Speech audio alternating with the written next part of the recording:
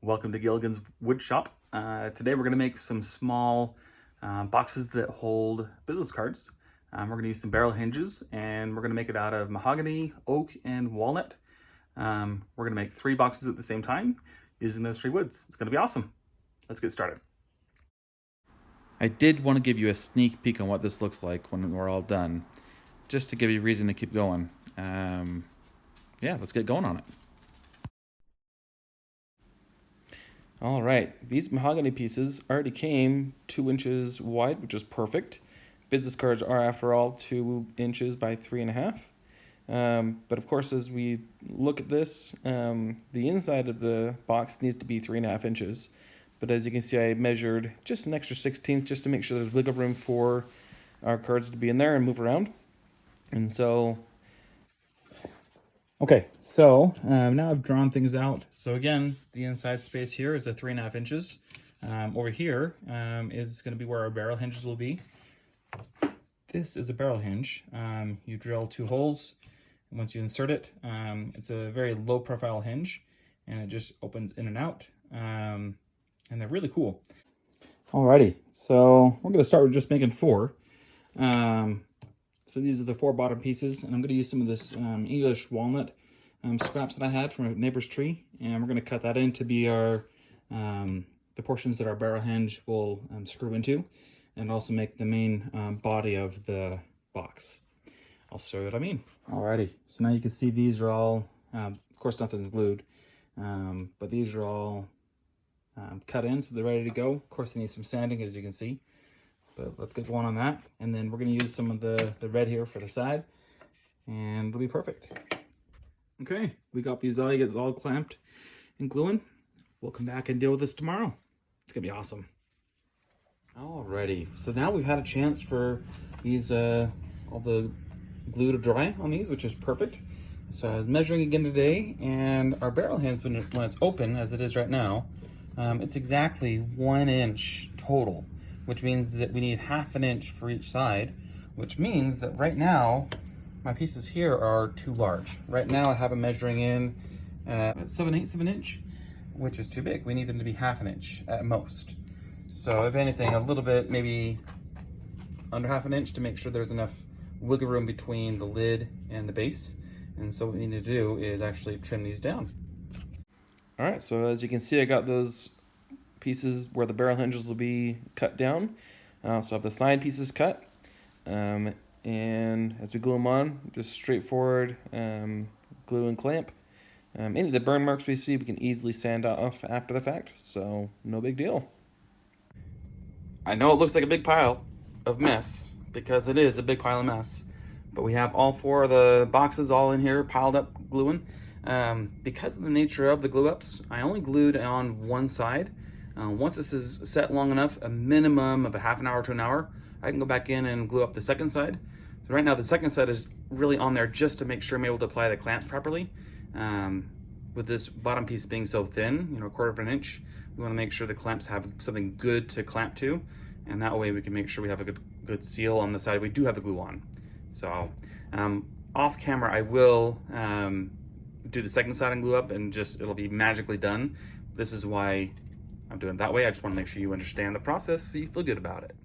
Off camera, I went ahead and cut up some of the English walnut and got the usable pieces out, trying to avoid any worm damage or cracked wood. We want to make sure that it fits the barrel hinge, that it's wide enough. But otherwise, while these are gluing, eventually I'll have to send them through the planer and get them trimmed up. It'll be perfect. Also here, you can see there is some worm damage, and I ultimately decided this worm damage is okay. I verified that there's only the one end, easily filled up with epoxy. So we'll get that all taken care of and show the epoxy process. All right, epoxy time. So I am currently using this JB Weld Clear Weld. It's a 5-minute epoxy. It's a 1-to-1 ratio, so easy to use. It is now epoxy time. So here we have, again, this is our lid we have that has a wormhole. No more worms in it, but again, the wormhole needs to be plugged. So it looks, in my mind, better. So I use the JB Weld Clear Weld currently. because that's what's at the store and that's what was on sale. These are my epoxy tools. So I'll mix the epoxy on this wonderful board, and then here's my spreader and applicator. I've used them a couple times, as you can see. So let's get going in that process. Now, as I portion out this epoxy, obviously I'm doing it way low tech, just pouring on the board like this, but with it being a 1-to-1 ratio, and us using such a small portion, it's very easy to eyeball and verify I have the right amount and the two portions are equal.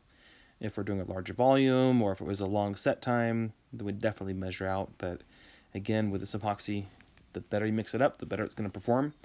And one quick way to mess up any epoxy job is to do a crummy job mixing. If you ever worked with epoxy, you know how that is. But since this is a 5-minute epoxy, we're working kind of fast.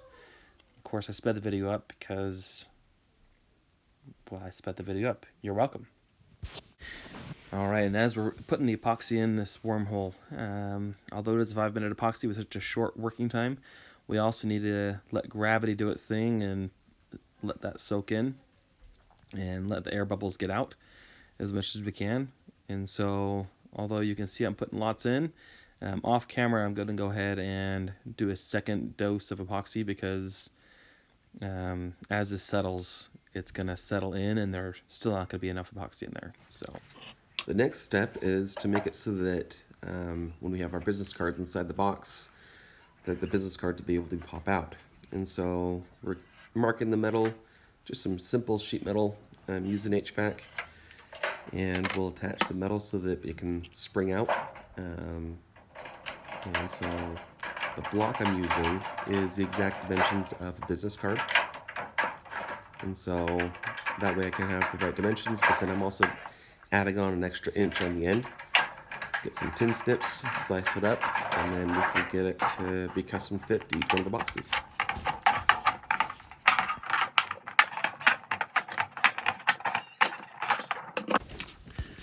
Now we gotta clamp these boxes down.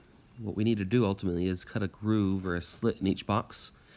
You'll notice I'm only clamping down 3 because I already practiced and figured out that this is gonna work off camera with the 4th one. So clamp each box down, cut the slit inside, and that way our sheet metal rectangles can fit through and act as a spring to help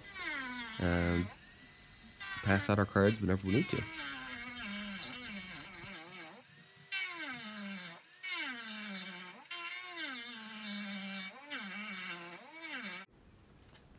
Now, having a piece of metal inside the box that helps deploy the business cards is great, but just to make sure the business cards can come out when they need to, I'm drilling a hole in the bottom of each box, so I can stick my finger through the hole when the box is done, and that way I can help to make sure all business cards are being forced out when I want them.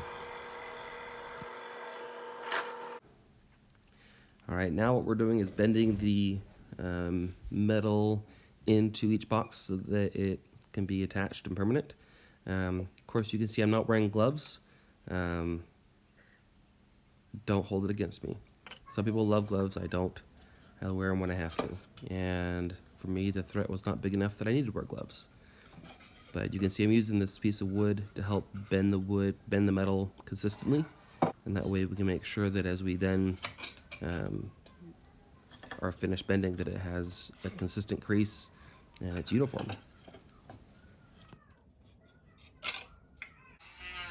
Each box will have a small wooden piece attached to the bottom, right where the metal spring is. And the design of that is to hold the metal in place so it's permanent.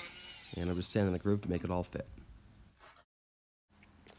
Now that those pieces have all been glued on, I went ahead and cut them to fit and sanded them up.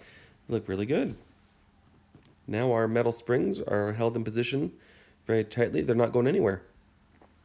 So here we are going to be starting to cut our lids.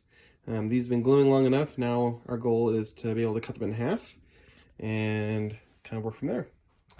Now, if you remember at the first part of the video, I talked about how our lids are going to be coming down like this. And I realized that they don't need to do that, which is why you see I've trimmed them down on the 2 sides. We're actually going to cut this lid in half, and the barrel hinges will be attached this way. so that our lids will ultimately hinge open. That way it's not as cumbersome to use, and which is also why we have our button that we'll use to be able to push open and push up our cards.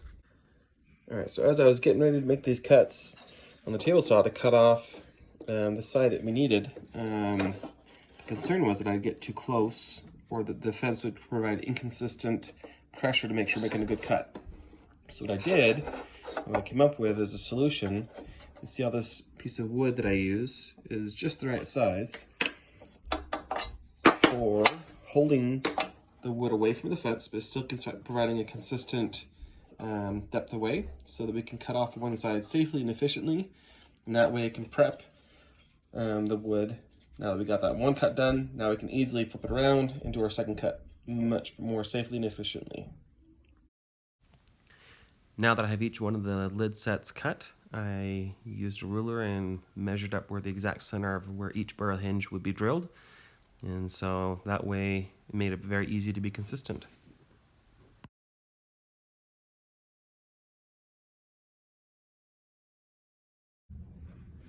All right, I got all these lids all drilled up so they all have their barrel hinges installed. And of course, nothing is glued together. One thing I learned before I even started this project, but after I got in the barrel hinges, I tried super gluing some in to some wood. It did not work out well, by the way. The way the barrel hinges are designed is they have the super glue just seeped inside the hinge, and as this compresses, the super glue got all over the hinges that were exposed, so it was ruined. So the way you install these, you can see there's a very small flathead screwdriver. As you twist and screw that screw in more, it expands the screw, which then expands the whole entire barrel hinge to expand on the hole and make it so it's tightened in. The neat thing about that is if you ever need to do any maintenance or change things or adjust things, you can easily unscrew and you can remove the barrel hinges. So pretty cool. But now we're to the stage where we're going to start gluing these lids on to our business card boxes. And that way then they'll be able to be depressed that way. And it's going to be great. We have a problem. Doing the table saw actions of trimming things up, had some major chip out. So we're going to cut this out very carefully and insert some new wood, make it look like it never happened. What I did is I actually got a saw and just barely cut through. You can see maybe just under halfway, but now I can use a chisel, and because I have much more designating what I want to have happen, it'll be easier for the chisel to do exactly what I want. I don't have a lot of practice with the chisel, so it's important to put everything in your favor as much as you can. So now after the chisel work, this is how we look. Overall, very clean. Hard to focus on what I want you to see, but I hope you can see. After I glued it on, cut it and sanded it, I mean, there is some tone color difference among the wood, but overall, I mean, you can really, unless you're really trying to look at it and see it, it's hard to see that there's anything wrong or different. So, count that as a win. Now this lid had a knot in it, and so I removed all the loose material, and then I went ahead and dropped super glue in there to make sure everything was hardened up and not going to fall apart. I sanded it and filled in all the cracks with the sandpaper, or the sawdust rather, and I suddenly remembered seeing on YouTube other folks using super glue to help make the sawdust become really a perfect filler. And so that's exactly what I'm doing, is using the super glue and filling in and soaking in the sawdust to help fill the crack and really make it all solid and smooth. And here you can actually see where I've sanded it, and it looks great. Once we finish it later on in the project, it'll look perfect. All right, the next problem I had is that on this particular box, there was a small gap in the wood that I didn't glue properly. So I got the small scrap wood piece, shaved it to size, glued it in. And now you can see I'm cutting it off with my special saw. And once I got it cut off and sanded, As you can see, it's perfect. You can't even see that there's any gap unless you look real careful. All right, these guys are all done. I finished them with a natural stain and then just did a lacquer finish, spray on lacquer finish. They all look exactly like I was hoping. They really finished out nice. Although, as you can see, there are some minute differences. This one's more narrow. This one's much more narrow. This guy has some burns on the bottom that I decided to leave because I liked the effect that it had. But anyway, ultimately, these work great. Business cards, all good to go.